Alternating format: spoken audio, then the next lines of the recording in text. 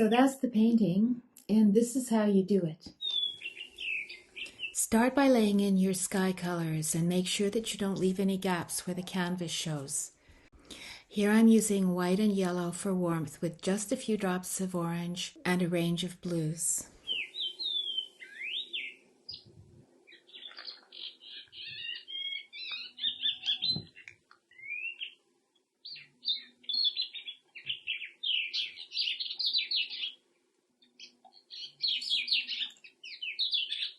Then swipe the sky. I'm using sheets of toilet paper because they're light and very soft.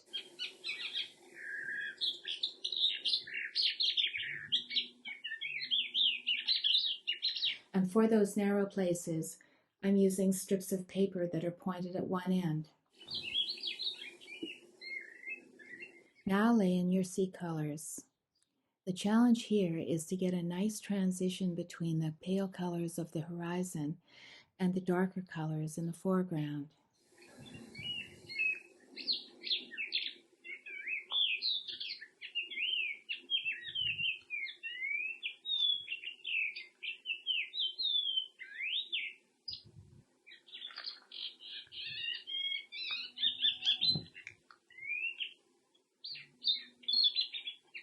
I'm putting in some waves in the foreground to help me keep things lined up properly as I move down from the horizon.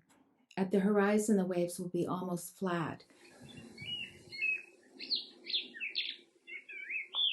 Just work through it, imagining the waves you are creating as you go.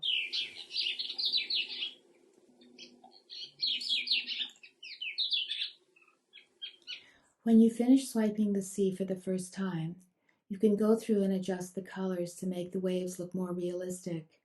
Just be careful that you don't overdo it because it's easy to make an area muddy.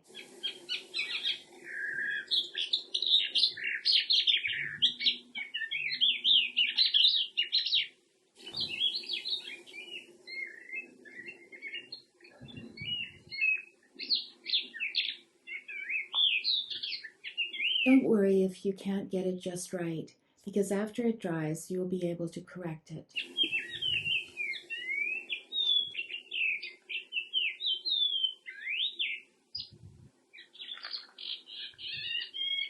So now that the painting's dry, I'm fixing up the horizon line because that is never straight when you're doing a flow painting.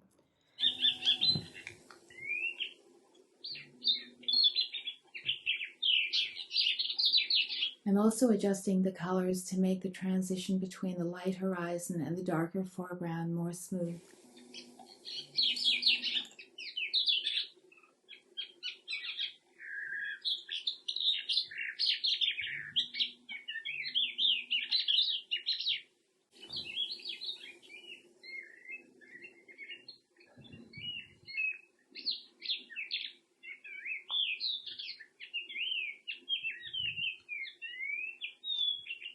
And you can take this correction process as far as you like.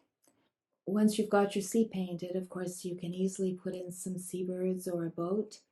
For this demonstration, however, I'm going to leave it at that. I hope you enjoy trying it and making some beautiful seas of your own. Thank you for watching. Bye for now.